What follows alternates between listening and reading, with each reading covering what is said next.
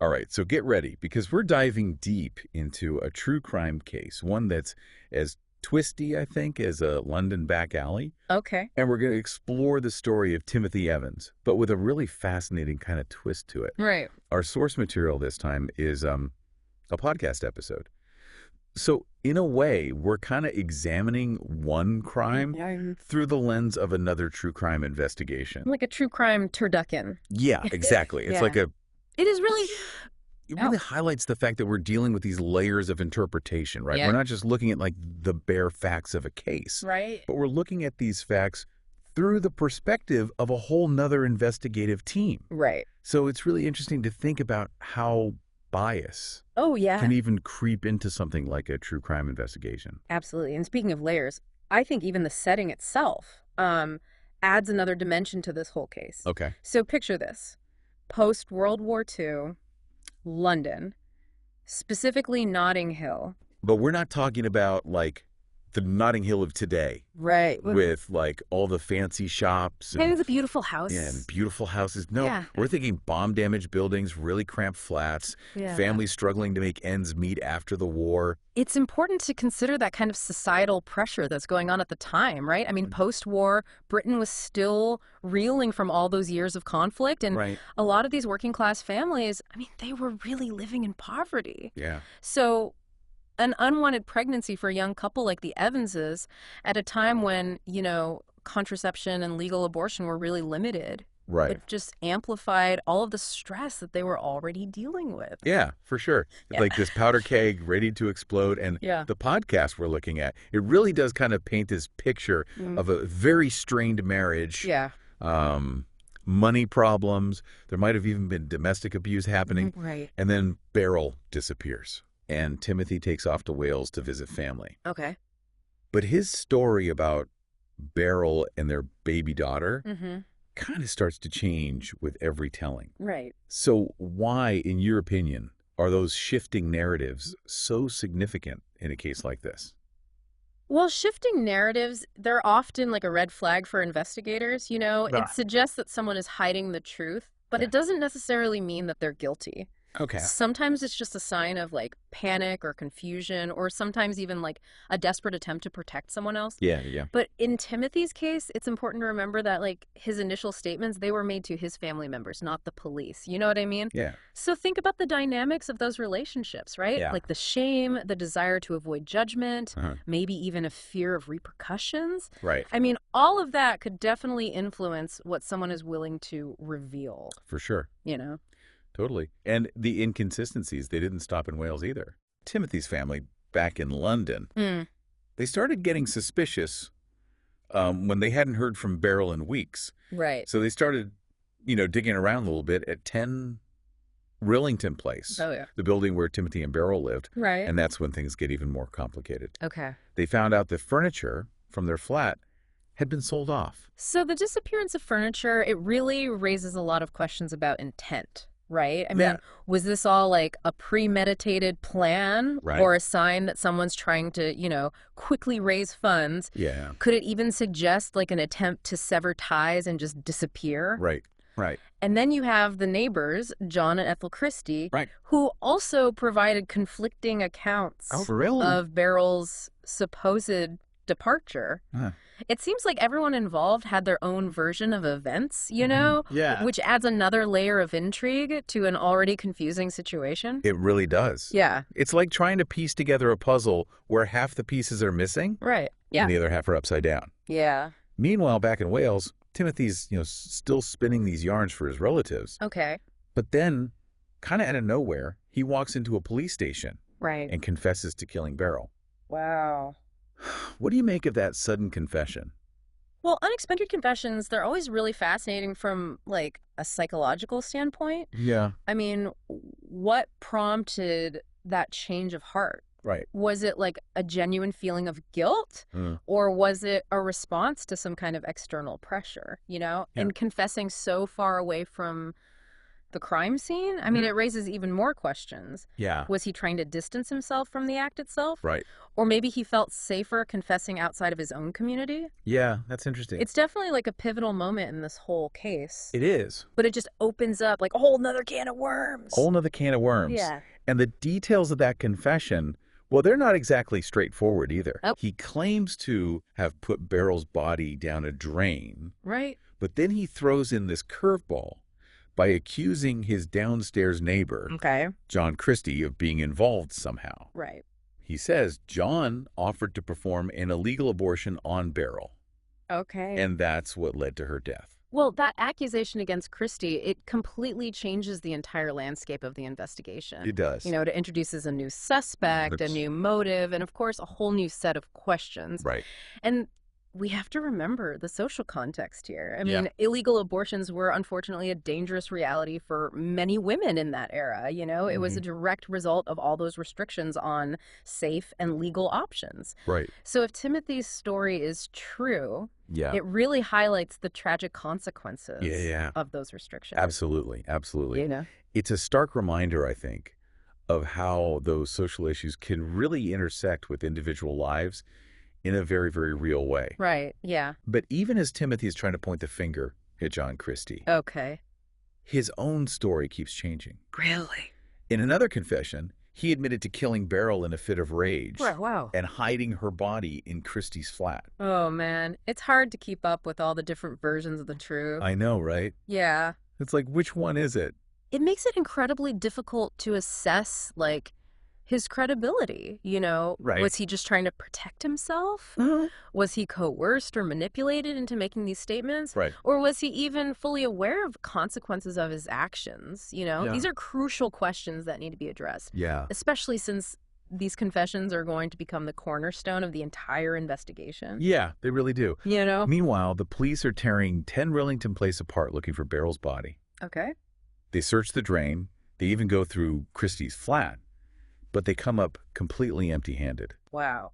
So it really does seem like Timothy's story is falling apart. Yeah. And he's just digging himself a deeper hole Yeah. with every new confession. Well, the fact that those initial searches were unsuccessful, Yeah. it just adds to all the uncertainty of this whole case, you know? Right. At first, it almost seems like it supports Timothy's claim, right? That the body wasn't where he originally said it was. Right. But then the Yeah. police decide to check the wash house in the backyard. Oh, okay. This, like, small, almost forgotten space, mainly used for storage. Right. And guess what? That's where they find not just Beryl's body, Oh, my God. but also the body of baby Geraldine. Hold on a sec. We need to stop and let that sink in for just a minute. Yeah.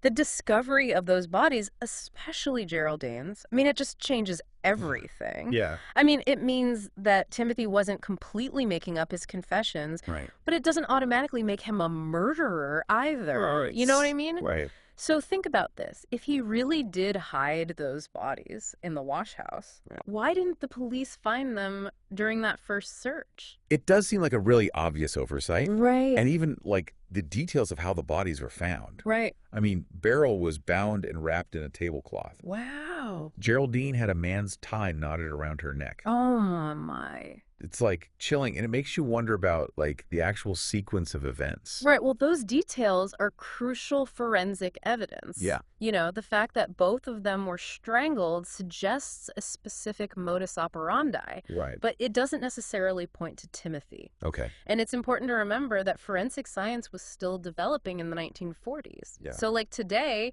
DNA analysis and all these other advanced techniques would be used to link a suspect to the crime scene. Right.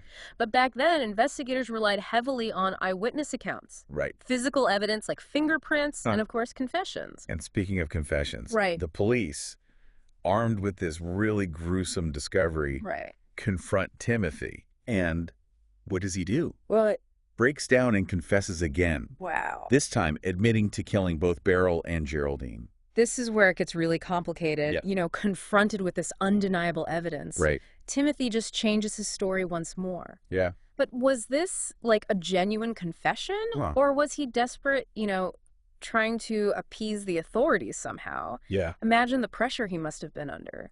He's a young man, likely with very limited education, very limited resources, Yeah. and he's facing, you know, this police force that's totally convinced he's the killer. Yeah, for sure. It's like a classic example of how a vulnerable individual might confess to something they didn't actually do, Right. especially if they believe that's their only way out of Yeah. a really desperate situation. It's hard to even imagine the fear and confusion he must have been going through. Yeah. But even with this, latest confession, Right. there are still parts of his story that just don't add up. He gives, conflicting accounts of when and how he killed Geraldine. Okay. And his timeline clashes with those statements from the workmen who were at the house. Remember? Oh, right. They said they were using the wash house Yeah. during the exact time period that Timothy claimed to have hidden the bodies there. Those conflicting timelines, Yeah, they're a huge red flag. they are. I mean, if those workmen are telling the truth, Right. then it casts some serious doubt It on does. Timothy's whole story, you know? Yeah. It suggests that maybe someone else had access Right? to that wash house and to those bodies. It does. It just begs the question, was Timothy just like a convenient scapegoat for Right. someone else's crimes? That is a chilling thought. Yeah. And despite all these glaring inconsistencies, the police seem to be totally focused, laser focused on Timothy. Right. They built their entire case around his confessions Yeah. and the fact that he had this history of lying and, kind of embellishing stories. Right. Certainly didn't help his credibility. No, not at all. Just makes you wonder. Yeah. This is like a classic example of tunnel vision Yes, exactly. in an investigation. The police were so convinced of Timothy's guilt Yeah. that they may have overlooked or just downplayed Right. any evidence that didn't fit into their narrative. Right, exactly. You know, we have to remember the burden of proof lies with the prosecution. Right, They have to prove beyond a reasonable doubt that the accused committed the crime. right. And just relying on confessions, Yeah. especially when they're full of these inconsistencies, can be a really, really dangerous game. It can. Yeah. And then there's, the mysterious neighbor, Right. John Christie, Yeah. the one who Timothy initially tried to blame, Yeah. claiming he was involved with Beryl's death. Right. Right. The police obviously didn't buy that story at the time. Yeah. But isn't it interesting that John Christie had a rather shady past? What do you mean? A criminal record, like convictions for theft and assault. Well, Christie's his history is definitely a piece of the puzzle that can't be ignored. Right. While past offenses, they don't automatically make someone guilty of murder, obviously, Right. but they do raise questions about their character and their capacity for violence. Yeah, You know yeah. what I mean? So sure. So in a case like this, where there's already so much uncertainty surrounding the main suspect, Right. any additional information about potential alternative suspects is super critical. Right. Yeah. So we've got this confusing mix Yeah. of conflicting confessions, Mhm. a suspect with a history of lying, Right. and this potentially really unreliable witness Mhm. with his own criminal past. Yeah. If we were in that courtroom back then, Yeah. wouldn't that create a significant amount of reasonable doubt? Well, yeah, I mean, reasonable doubt is really the cornerstone of our legal system, right? Yeah. It means that the prosecution has to present enough evidence to convince that jury that the accused is guilty. Right. Beyond a reasonable doubt. Beyond a reasonable doubt, yeah. So in this case, the defense would really need to prove that there are other explanations for these deaths, Okay. that the evidence presented is unreliable, Right. or that Timothy's confessions were coerced somehow. Yeah. You know what I mean? And that's exactly what Timothy's lawyer tried to do. Okay. The trial started in January of 1950, All right. and his lawyer argued that those confessions were coerced, Okay. that Timothy was scared, and simply telling the police what they wanted to hear. Well, coerced confessions, they're Yeah. a huge problem in Right. any justice system. Yeah. When someone is under duress, especially someone with limited intellectual capacity like Uh-huh. Timothy, they might admit to things they didn't do Yeah, just to get out of that really stressful situation. absolutely. So a good defense lawyer Yeah. would really challenge the validity of those confessions, Right. highlight any inconsistencies, of course, and present evidence of any pressure or coercion Oh, that go was on. used by the police. They also argued that there was literally no physical evidence Right. connecting Timothy to the murders at all. Wow. No fingerprints, no murder weapon, nothing. Huh. So how much weight do you think a jury would give to that lack of physical evidence? Yeah. Especially given that forensic science was way less advanced back then. Well, the lack of any physical evidence connecting Timothy to the crime scene Yeah. is a huge weakness in the prosecution's case. Right. It leaves room for doubt, and it supports the possibility of other explanations. It's Exactly. like, a missing link in that whole Yeah. chain of evidence. Yeah.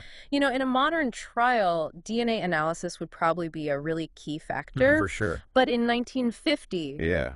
the lack of physical evidence would put a lot more emphasis on witness testimony Right. and how reliable those confessions really were. Right. And then in this like dramatic courtroom showdown, Oh. John Christie actually took the stand Really? as the prosecution's star witness. Wow.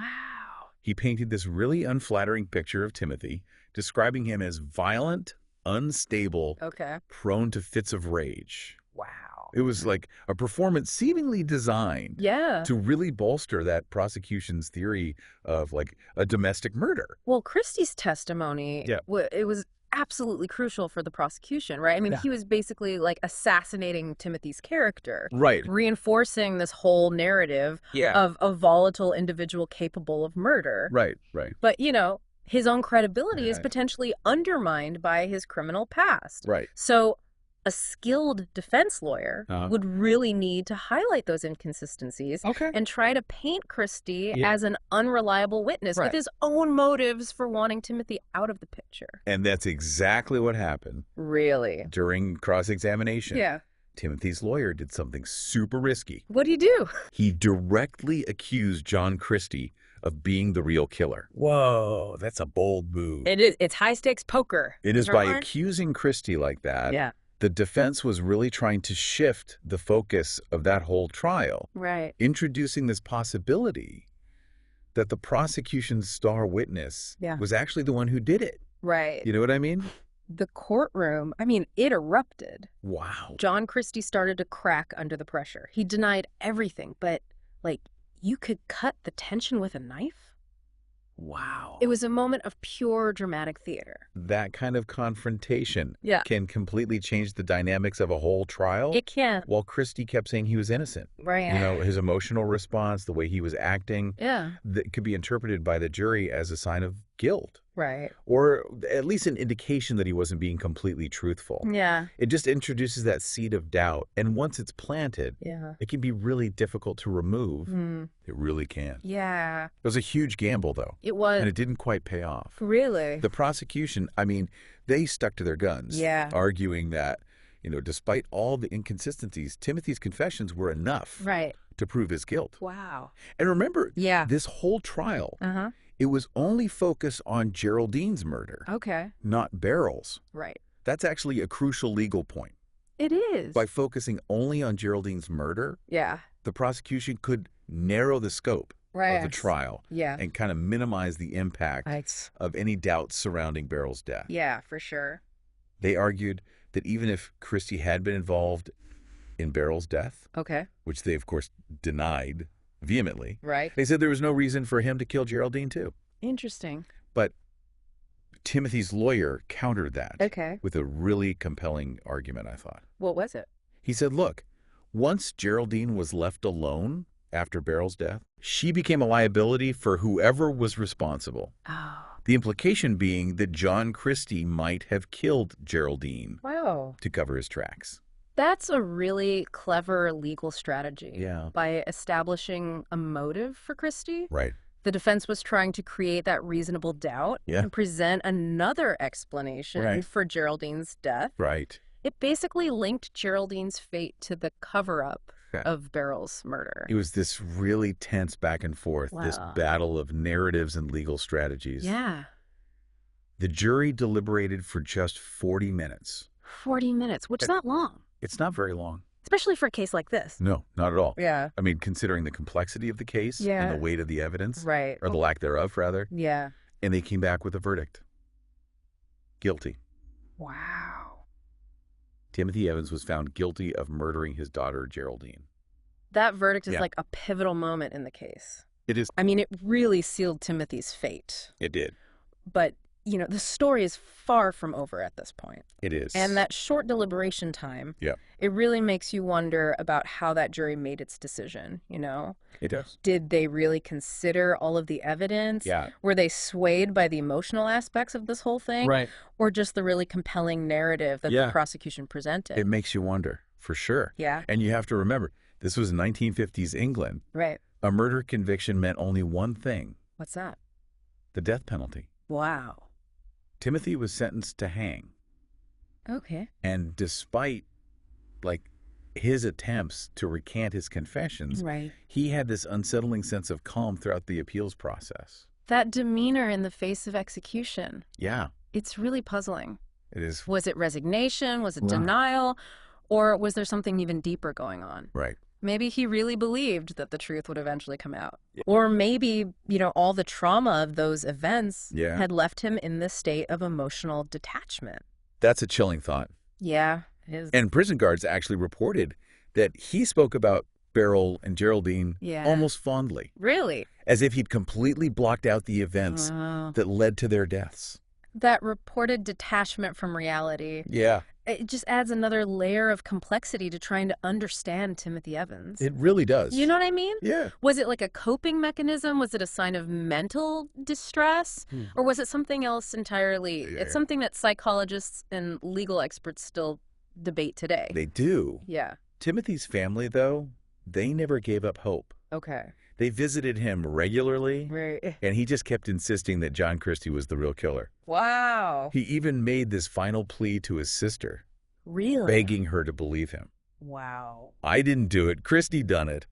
Those words are haunting. They are I mean, was he just a manipulative liar trying to shift the blame? right. Or was he a victim desperately clinging to hope? Yeah. It's a question that really goes to the heart of this whole case. Who Yeah. was Timothy Evans Yeah. and what was his role Right. in this whole tragedy? It's heartbreaking. It is. In March of 1950, just a few months after his trial, Okay. Timothy Evans was hanged at Pentonville Prison. Wow. The case seemed closed. Justice had been served, Yeah. or so it seemed. Right. But that's where the story takes an even darker turn. Yeah. So remember John Christie, the star witness? Yeah. Who swore up and down he had nothing to do with any of it? Right. This seemingly, mild-mannered neighbor Uh-huh. with this, dark secret hidden beneath the surface. Yeah, right. Well, his facade of innocence Okay. is about to crumble in the most shocking way imaginable. This is where the case goes beyond a simple murder trial and Yeah. becomes something much bigger, It turns into this whole story about miscarriages of justice, Right. the problems with the legal system, Mm. and the mystery surrounding John Christie. Yeah. It really makes us confront these uncomfortable truths Yeah, it does. about human nature and the systems that are supposed to protect us. So 3 years after Timothy Evans was hanged for the murder of his daughter, Okay. a new tenant at 10 Rellington Place All right. made a horrifying discovery. What happened? He was doing some repairs Okay. in the kitchen of John Christie's former flat All right. when he noticed something weird about one of the walls. Okay. This, seemingly ordinary event, Yeah. a simple home repair, Right? was about to completely unravel everything. Oh, wow. It just goes to show that the truth is often hidden in plain sight, Right. waiting for the right moment to be revealed. Yeah. Sometimes all it takes is a curious mind Mm-hmm. and some persistence Right. to uncover a secret Yeah. that's been buried for years. Oh, that's true. So he peels back the wallpaper, Okay. shines a torch inside this wall, Yeah. and finds this hidden alcove. Uh-huh. What did he find in this creepy little space? What? 3 bodies, Oh, my gosh. 3 women, concealed within the walls Wow. of John Christie's former home. That's like something out of a nightmare. It is. It is. Well, the discovery of those bodies yeah, in Christie's old place, I mean, it was a bombshell. it was. It sent shockwaves to the whole case. right. It immediately cast doubt on Evans's conviction, He did. and it transformed Christie Yeah. from this credible witness Right. into the prime suspect in multiple murders. Right. Right. And it wasn't just a few murders. Right. It was a string of them. Oh, wow. Over the next few days, Okay. the police unearthed even more bodies hidden all over the house, Really? under the floorboards, in the garden, Wow. even in a cupboard in the kitchen. It's unbelievable. I know. Yeah. 6 bodies total, Wow. all women. All victims of John Christie. It's like he turned 10 Rillington Place into a house of horrors. He did. He really did. Yeah. And the way these women were killed, Yeah. I mean, it sent chills down the spines of even the most, seasoned investigators. Oh, really? They were strangled. Some had been sexually assaulted. Oh, my God. And Christie had even used gas to subdue some of his victims. Wow. This wasn't just about killing. This was Yeah. about control, Right. domination, Yeah. and a perverse satisfaction that Yeah. he derived from their suffering. The fact that he used gas, Yeah. it's a really disturbing detail, Yeah. suggests that he was planning this all out Yeah. and that he wanted total control over his victims. He Mhm. wasn't just reacting to a situation. Right. He was carefully orchestrating each murder. It was like a performance for an audience of one himself. It's just mind-blowing I know. that this was the same John Christie Right. who testified against Timothy Evans, Right. who pretended to be shocked and full of remorse Yeah.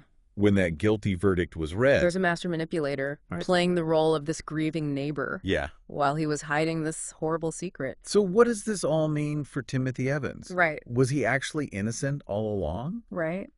Did he confess to these crimes he didn't commit? Yeah. Because he was pressured or confused Mm-hmm. or just desperate to escape this impossible situation? Right. It's almost too awful to even think about. Well, all these revelations about Christie, Yeah. they cast such a huge shadow of doubt over Evans's conviction. They do. It's impossible to go back in time, and definitively prove his innocence. Right. But the possibility that he was wrongly executed Yeah. for crimes that Christie actually committed Right. is a huge stain on the British justice system. It is. It's just a tragic reminder Yeah. of what happens when there are errors and prejudice. The public was outraged. I This whole case became like a national scandal. really It sparked calls for a public inquiry wow. and ignited a debate about the death penalty Right. and the possibility of miscarriages of justice. The Evans case was like a turning point Yeah, I think so. in legal history. Okay. It highlighted how vulnerable people are, Right. especially people with limited resources or intellectual capacity within the legal system. Right. It really fueled that movement to abolish the death penalty in Britain, Right. and it led to a lot of reforms Right. that were designed to prevent future miscarriages of justice. Absolutely. Oh. And in 1966, Oh, over a decade after his execution, yeah. Timothy Evans was officially pardoned. Wow. It was like a bittersweet victory, I think, this Yeah. posthumous acknowledgement of this Uh-huh. terrible injustice. The pardon was an important gesture, but it could never truly right the wrong, It couldn't. The Evans' life was tragically cut short, and his name's forever tied to this crime that he might not have even committed. It's a stark reminder It is. that the pursuit of justice Yeah. is an ongoing process. One that requires constant vigilance Yeah. and a willingness to re-examine even seemingly closed cases. This whole deep dive started with what seemed like a pretty straightforward true crime story. Yeah, it did. But as we peeled back those layers, Right. we uncovered this maze Yeah. of doubt, deception, and tragedy. It really challenged our assumptions. It did. It forced us to think about uncomfortable truths. Yeah. And in the end, it left us with more questions than answers, really. It did. It really did. It's a story that sticks with you, It does. It's a reminder of how fragile justice is Yeah. and how powerful the unknown can be. Well, we've come to the end of our deep dive, Okay. but the story doesn't end here, really. Right. We encourage you to go check out the rest of Yeah. that podcast episode that inspired this whole conversation. Right. Delve a little deeper into the evidence Yeah. and form your own conclusions. That's a good idea. What do you think happened at 10 Rillington Place? It's hard to say. Was Timothy Evans just a victim of circumstance? Right. Or was he the one who committed this horrific crime? Well, with any historical case, Yeah. there are gaps in our knowledge. Right. There are pieces of the puzzle we might never find. Right. But I think by examining the evidence, by questioning everything we think we know, Right. and exploring all the different perspectives, Yeah. we can learn from these tragedies Right. and work toward a more just world. Absolutely.